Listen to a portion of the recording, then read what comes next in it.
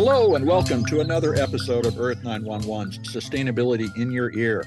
This is the podcast conversation about accelerating the transition to a sustainable carbon neutral society. And I'm your host, Mitch Ratcliffe. Thanks for joining the conversation today. Water's getting more expensive as drought spreads due to climate change. And in the Western United States, scarcity continues to drive water prices higher. The website in2013dollars.com reports that the cost of water across the country has increased by 3,968% since 1952 and continues to rise by 5.36% a year. Whether you're concerned about the environment or your pocketbook, it's a good time to think about cutting water use in the yard, as well as when showering, doing the dishes, or washing clothes. Our guest today is Shane Dyer. He's CEO of Irrigreen, a precision irrigation company that has released its first product for the home. Think of the Irrigreen sprinkler system as inkjet printing applied to putting water exactly where it is needed to keep a yard green or a garden productive. Using a smartphone app, it helps you map your yard to tell the system where and how much water is needed. And then Irrigreen's control system accesses local weather information to adjust watering to keep soil moisture at the optimal level. Shane was previously the founder and CEO of an Internet of Things company, and there are obvious opportunities to connect Irrigreen to a variety of IoT sensors and smart home systems to better manage water. In other words, to create a smart yard in addition to a smart home. I have a stream of questions, so let's open the spigot. You can learn more about Irrigreen at irrigreen.com. That's spelled IRRIGREEN, irrigreen.com. Welcome to the show, Shane. How you doing today? Oh, man, so good, Mitch. Thanks for having me on. Well, it's a pleasure to have you here and to follow up on our last conversation. And when we were talking, you've compared Irrigreen to an inkjet printer that puts liquids exactly where you want them. How did your team develop the system and how does it work? Man, so my partner, Gary, he's an inkjet printer inventor. He has like 35 patents in that area. And it turns out that if you're an inkjet printer inventor, your job is to put liquids in very precise places. Uh-huh. So the moment you walk by a regular mechanical sprinkler system and you see how that's like spraying on the sidewalk or running down the street or overlapping pieces like that, it drives you crazy. And in Gary's case, it drove him so crazy that he's like, okay, we can use a lot of the technology from printing to find a far, far better way to irrigate. And your sprinkler heads are interesting because they actually can recalibrate how many nozzles they're using and so forth. Talk a little about the intricacies that you have simplified. Sure. So if you look at one of our robotic sprinkler heads, it's a little different than you're used to the mechanical sprinkler heads that have, mechanical heads all around the perimeters of like your front yard. Right. This is, you replace all those. So one of these digital sprinkler heads replaces like 8 to 10 regular mechanical heads and just sits right in the middle of your yard. Mm-hmm. And then what it does is it pops out and it's like this little Bellagio fountain in that you'll see these 14 individual streams that go out and land precisely where they're supposed to. And then it basically traces the outline of your landscaping perfectly. And what that does is it basically puts down this completely even layer of water. And what's interesting when I watch the videos is that the water coming from the nozzles on the single head are going different distances. It's really complex. How did you engineer that? Yeah, there's a bunch of fluid dynamics to make that happen and a lot of magic from that printing industry to do that. But basically what you get is this really great grass growth. People that are trying to grow the best lawns or the greenest lawns or the best landscaping, but they also want to be good stewards for the environment. It takes half the water to grow the same crop. So the same green grass you'd have, you can use half the water. And that's the part that makes me really excited. Now, a lot of folks already have in-ground sprinkler systems. How does the Irrigreen system interconnect with older systems, or does it simply need to be replaced? No, so it turns out most of people put this in are retrofitting an existing system. Okay. So if you have an existing system in place, there's a lot of the piping that you can continue to use to bring the water to the sprinklers. Usually what you end up doing is making these small cuts so you can put the digital sprinkler in the center of the lawn versus on the edge. And that just lets you makes the system a little less complicated so you don't have to buy as many heads. Now, I happen to have an in-ground system and we have 5 zones. So we have a valve with a multi-zone controller. Does Right. the Irrigreen controller recognize that kind of thing and understand how to use it, or is it simply looking at the sprinkler head and trying to control it? It just looks at the sprinkler head. So if you have 5 zones, you'd probably have about 5 heads, something like that as well as 5 of these digital heads replacing that. And I don't know how many heads you have now, probably 40 or more, huh? A lot. I think it's Oh, probably 19 or 20, but yeah. yeah, something like that. There's a really cool tool that you can go on, and there's like irrigreen.com's website. If you Mhm. type in your address, there's basically a tool that will let you sort of like put little lines, or brings up a Google Earth image of your house, and you can draw little dotted lines around the parts of your yard you want to irrigate.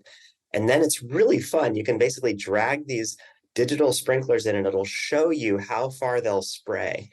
So you can basically line it up and see exactly how many heads you want. But that's not all. It also like goes back to 3 years of weather data to figure out exactly how much water you would save by Mhm. switching from traditional mechanical technology to Irrigreen digital technology. So I did use that, and I got down to 4 sprinkler heads. Oh, nice. And it's impressive because it really gave me a sense of how much change I could accomplish. Tell us a little about the owner's experience of actually setting it up, because you have the phone app, and once Yeah. the sprinkler is in the ground, you also get more control. You can continue to refine the placement of the water. Yeah, this is absolutely amazing because basically once the sprinkler head's in the ground, you get to like basically bring up this little application that's almost like this little video game where you're going to drag and drop these little dots out. And the Mhm. sprinkler is going to basically follow this pattern dot to dot as you drag these dots out to basically perfectly make the shape and the contour of where you want it to water. And if you want to change one of those dots, like, oh, it's spraying a little bit too close to my sidewalk, and so I want to bring it back, you just put your finger on the dot and kind of drag it back a little bit. So in like 5 minutes, for a particular zone, you can have it perfectly following and putting water only where you want it and not where you don't. So if I added another plant, for instance, I could say, now I need water here. Yeah, that's the other big part. You mentioned like there's a huge flexibility bonus in that, like with a regular in-ground sprinkler system, if you want to plant a tree or put in a new shed, most likely you're going to have to like dig up and do a plumbing project to accommodate that new shape. Well, with Irrigreen, all you do is pull out your app and put some more dots around to make a new shape and you're done. So it gives you so much more flexibility to do what you want to do with your landscaping in your backyard too. Yeah, I also found that it made me think a lot more about my water use and get more engaged with it in a sense. What, what's the owner's experience of using it in combination with the local weather information? Because I mean, am I going to need to check it on a regular basis, or is it simply set and forget? No, it's pretty fire and forget. This is the really cool thing about it is that once you set up the system and you put a thing, there's going to be some really basic questions it's going to ask you about where it's put up. It's going to ask you what kind of thing are you growing? Are you growing cool weather grass? Are you growing warm weather grass? Is it a different type of plant? It's also going to ask you how much sun that area gets. Does it get full sun or is there a tree that partially shades it? And it'll ask you a question about your soil type, like is it sandy or is it clay, something like that. It'll walk you through that so you don't have to be an expert. And then once that's done, it's going to basically take this really accurate weather data, this micro accurate weather data that also pulls in like citizen weather stations Mhm. to be able to sit there and figure out for every single zone around your house how much water has left that soil through either evaporation or there's a fancy word called transpiration, which is just Mhm. what plants do when they do photosynthesis, Yep. and put back exactly that same amount of water so you're not wasting anything. So it basically gives you this fire and forget system that puts the exact amount of water down at the exact right time. This sounds great. So, do I need to get an installer to do this, or is this something I can do myself? Most of our customers are actually installing this themselves. That doesn't necessarily mean they dig a trench or something else like that. A lot of times they'll hire someone to do that. But because the system is, you mentioned for your yard, it's 4 heads versus the 19 or 25 heads that you already have. And it's a lot less digging.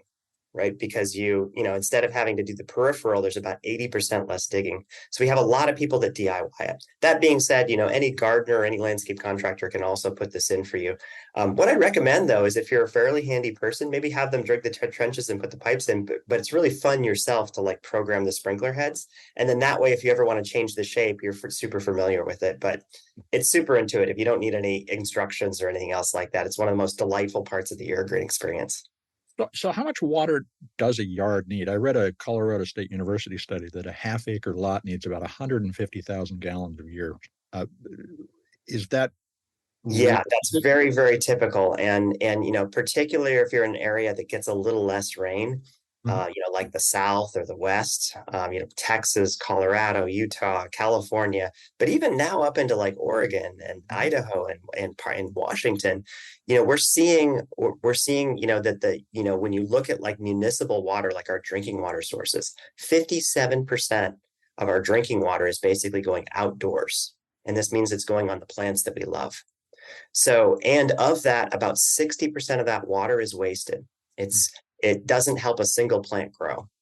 So by really, being more careful with how you do irrigation, there's a tremendous ability to save. In fact, if you're in a place where water's a little more expensive, like Colorado or Texas or California, we're seeing people that, are saving, sort of $700 to $1,200 per year off their water bill. And, that means, for, decent sized systems, they're paying back in like 3 or 4 years, which is about twice the payback of solar. So, you'd be kind of financially insane to put solar panels on your house without really addressing, the savings that you could get in having a more efficient digital irrigation system. Now, these more advanced systems, and actually taking the metaphor of the inkjet printer, actually, this would be an analogy. Putting something in the liquid might also be useful. Are you thinking about how to add plant food and other kinds of augmentation to the stream? Well, I don't have an announcement yet, but catch me in a little while. But that's absolutely something that that can be done in a much, much more environmentally friendly way too. If you think about why we can't swim in most of our rivers, it's not sewage going into them. It's a lot of this fertilizer that's washing off when it's irrigated into the watersheds.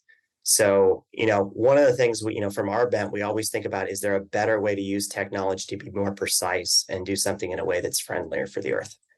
And that's another area where, saving water, but also thinking about how we protect our watersheds is certainly something that's top of mind for us.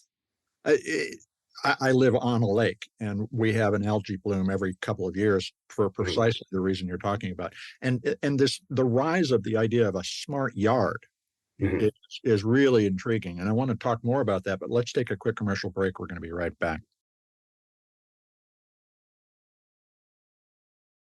And we're back to continue speaking with Shane Dyer. He's the CEO of Irrigreen, and we're talking inkjet printing water on our yards. Now, Shane, as you think about the evolution of the smart home, what role do you see the sprinkler system playing in rethinking the sustainability of our home? I mean, we talked about the water savings, but should we also be thinking about an integrated view of our entire footprint in some systematic way?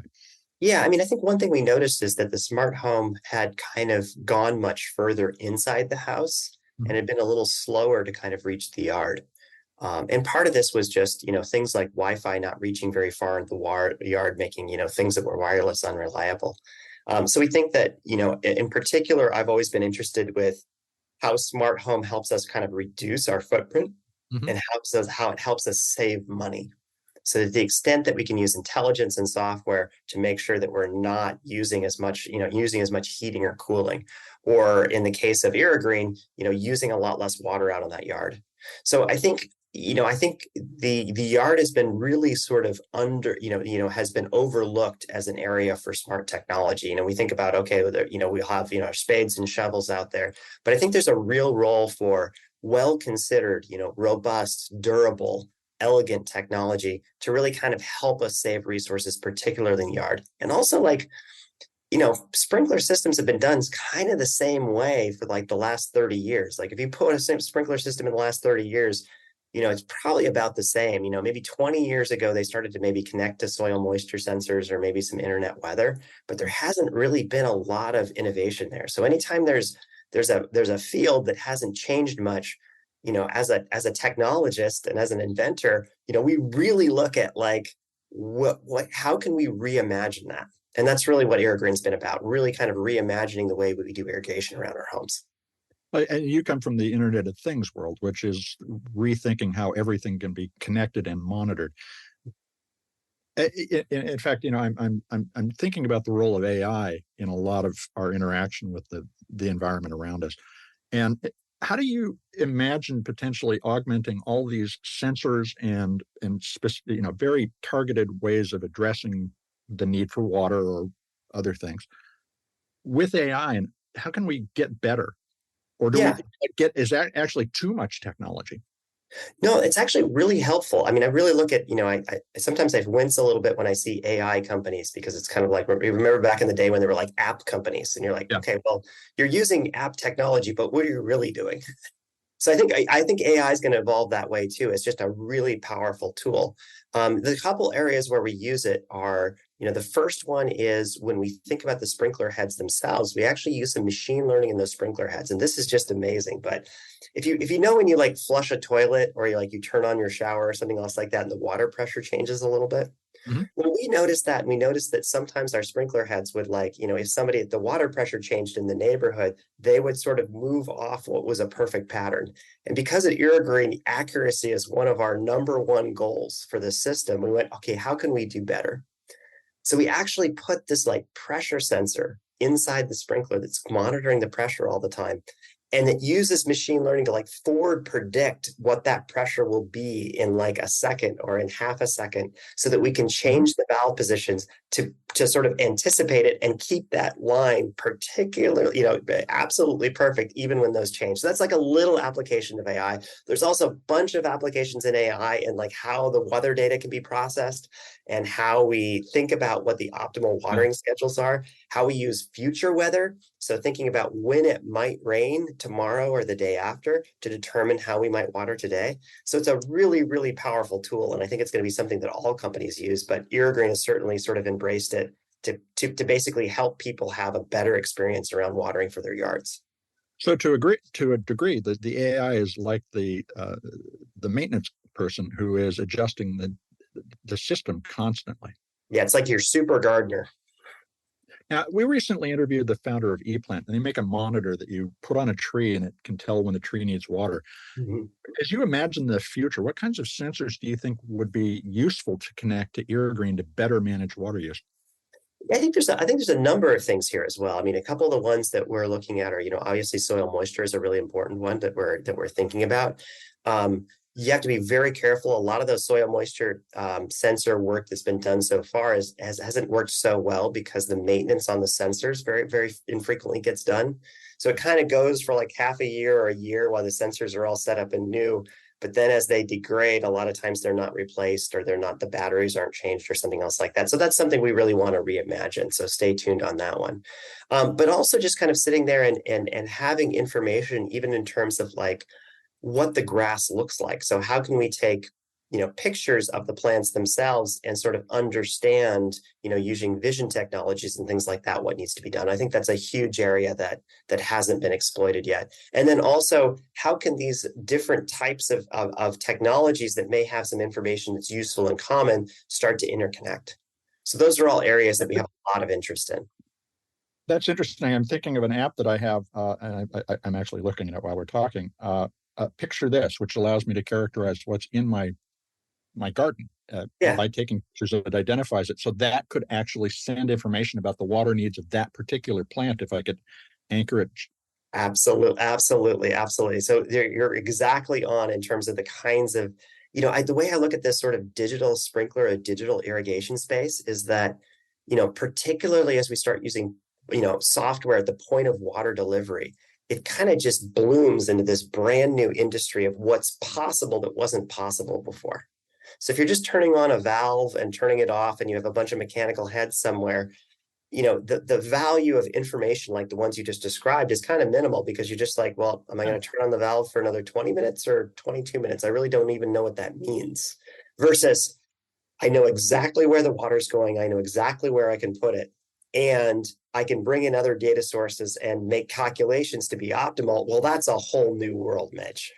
Well, for me, it's the dragging the oscillating sprinkler head around at the end of the hose. It's spray and pray. Yeah, yeah, Well, exactly. I mean, I think pretty soon, like those sorts of techniques for irrigation, especially as water becomes more precious and more expensive. I think we saw something where water rates have gone up like 80% in the last 8 years. mm-hmm.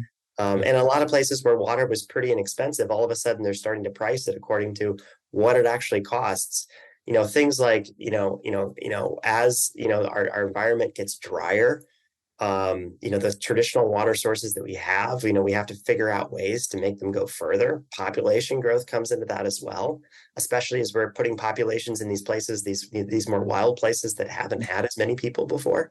So figuring out how to be a better steward for that water and make the same amount of water we have go further. And the great news is it's so inefficient right now that there is so much water savings to pick up just by using software and by using digital heads instead of traditional heads. So obviously, this could be applied in agriculture. Are you developing a system for use on farms? So I can't say too much about that yet. But you can imagine printing water is not a technology that's only for residential. Our first sort of robotic, digital printers were smaller, so they were really great fits for residential. And also, it turns out residential people pay the most per gallon for water. Mm-hmm. So you can get the ROIs there pretty quickly. That being said, if you think about parks, if you think about golf courses, if you think about commercial agriculture and things like that as well, there's huge applications for printing water versus spraying it. I can even imagine a system like this could be adapted to provide water to livestock based on the weather and so forth. Yeah, there's lots of interesting things. There's a lot of people that want us to chase deer off their yard too. By spraying them. Okay. Well, okay, that's real-time targeting. That's an interesting problem because it's moving. Now, how do you market Irrigreen? Is it a sustainability change that people are looking for, or saving water drives the most of the interest in it? No, I mean, the great part about Irrigreen is that, it's just a better sprinkler system. So I think if you go online and you start looking, searching for Irrigreen, like on YouTube and things, you find all these people that are most interested in growing the best yards in the world. Mm-hmm. And one of the things that they're doing is that, a traditional irrigation system overlaps so much. You've always got like that yellow spot and that swampy spot in your yard.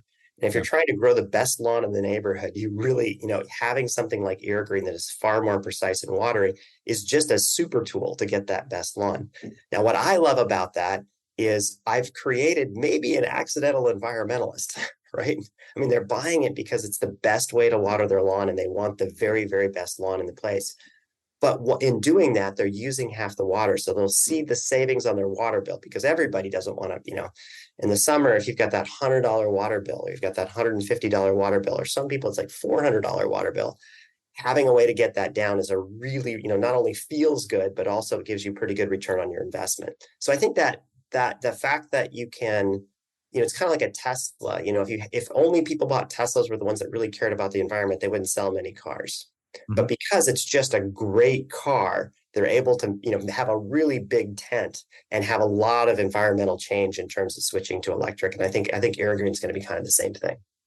I think the specificity of watering is also very applicable in a non-yard situation too, like xeriscaping. So many of our readers are moving over to less grass and more very water spare but native plants, and so this is applicable in a wide range of yard strategies. Yeah, especially for anything low. So, if you have something like really tall trees or really tall bushes or something else like that, we'll be developing technologies for those sorts of things. But right now, drip is not a bad solution for that. There's a lot of maintenance on it. But anything that's like a low ground cover or something else like that, Irrigreen's a great fit for. Now, how much does the system cost for, say, a small and medium or large home? Yeah. So if you go on the Irrigreen website, there's basically a little e-commerce store where you can kind of see the different packages. You can also do the thing you mentioned before. You put your home in and figure out exactly how much it costs for you and how much water it would save. And you can, You can kind of put your water bill in there too and figure out how much you're paying on your water bill, and it can kind of figure out how much it'll take you, how long it'll take you to pay back. But for a very small system or something else like that, it usually starts around like $1,900. And then for typical systems or like larger yards or something else like that, you're kind of into the 3,000, 3,500. Now, that being said, that's the hardware itself, but Irrigreen is about a third the labor to install. Okay. So as soon as you get to a larger yard, like a yard that's like 6 zones or 7 zones or something else like that, installed, it's less expensive than a traditional system. The hardware, the digital heads are more expensive, but then the labor to put them in is a lot less expensive. So it ends up being, kind of a wash as soon as you get in that bigger yard. And if you have a smaller yard, that difference in cost usually gets made up in 2-3 years of water savings. Well, and there's a lot fewer trenches to dig if you go from and that's the other part. You don't have to rip your whole yard up. Yeah. Like, it's a much more surgical way to put a sprinkler system in than the kind of major open heart surgery that you have to do if you're putting in a traditional one with all the pipes. And then there's also just a part of what do you want to have in your yard, right? You want this maze of pipes that can all like crack or leak, or do you want something that's just far, far simpler? Irrigreen systems, there's those valve boxes that are on the side of the yard that have the wires coming into them. That's all gone with an Irrigreen system. An Irrigreen system, there's no valves. There's just the digital heads. And all those wires that they have to make, waterproof connections to that always break, or, solenoids that fail and leak, all that's gone. So it's just a much cleaner way to water your yard with a lot less parts. Well, right, because the heads are the valves. Yep, that's right. Are you exploring rebate programs with water utilities? This is obviously something that we would like to see subsidized in some way if possible. Yeah, I mean, for a lot of that, it's been our users that have kind of gone through and really kind of helped push those programs. And that's important for us because, there's so many different water departments and so many different programs in that place that it's kind of a patchwork quilt. But oftentimes, for a water saving sprinkler system like this, there are ways to get those rebate programs. And a lot of times that's been driven by our users so far. So we've provided the weather, the water data and the other testing data from places like Fresno State to those water departments so they can look at the system. It's still, in many cases, those programs are kind of, takes a little while because it's a government thing. But in a lot of cases, there are ways to kind of get a rebate. You've been hinting at announcements and a lot of other developments. How can folks keep track of what you're doing? Oh man, go to www.irrigreen.com. It's IRRIGREEN.com, like irrigation and green. And you can see basically the latest products on there, the latest product announcements. Go ahead, if you put your email in there, we can basically get you on the email list so you can basically see as new things are developed and pushed out. You'll be the first to know. Shane, thanks a lot for spending time with us today. It's been really interesting. Mitch, really appreciate it. This is really fun. And I think particularly like the people that listen to you are interested in the environment. They're also interested in better ways of doing something. So it's just been such a great honor to talk with you. That was my conversation with Shane Dyer, CEO of Irrigreen, the developer of a targeted watering technology that can reduce water use and, based on his hints about upcoming announcements, other ways to augment and optimize yard and garden care. Technology has a role to play in sustainability. Too often, technology is used to overwhelm shoppers with information that appears to be specific and useful, but turns out to be useless because it doesn't provide the ability to make an easy comparison between different choices. For instance, you'll see a company claim how many millions of gallons of water or tons of carbon emissions it prevents across all its customers, but not for the individual asking about how it will change their impact or their water bills in this case. Irrigreen's use of machine learning, or what most people call artificial intelligence today, to precisely control water application provides practical data about the measurable results in water and water bill savings you can expect. So, for instance, when I entered information about my yard and water bill, the system gave me an estimate of my total savings that helped me understand how long it would take for Irrigreen to pay for itself. In this case, technology makes a specific promise, and that can help people make a decision. And we'll keep in touch with Irrigreen, of course, to let you know about those new capabilities Shane talked about when they're announced. So stay tuned. I hope you take a moment to share this podcast or any of the more than 430 interviews that we have produced on sustainability in your ear. Hey, please take a moment and write a review on your favorite podcast platform to help your neighbors find us. You are the amplifiers that can help us spread more ideas to create less waste. Tell your friends, family, coworkers, everyone you meet on the street that they can find us on Apple Podcasts, Spotify, iHeartRadio, Audible, or wherever they prefer to find podcast goodness. Thanks, folks, for your support. I'm Mitch Ratcliffe. This is Earth911, and we will be back soon with another innovator interview. In the meantime, take care of yourself, take care of one another, and let's all take care of this beautiful planet of ours. Have a green day.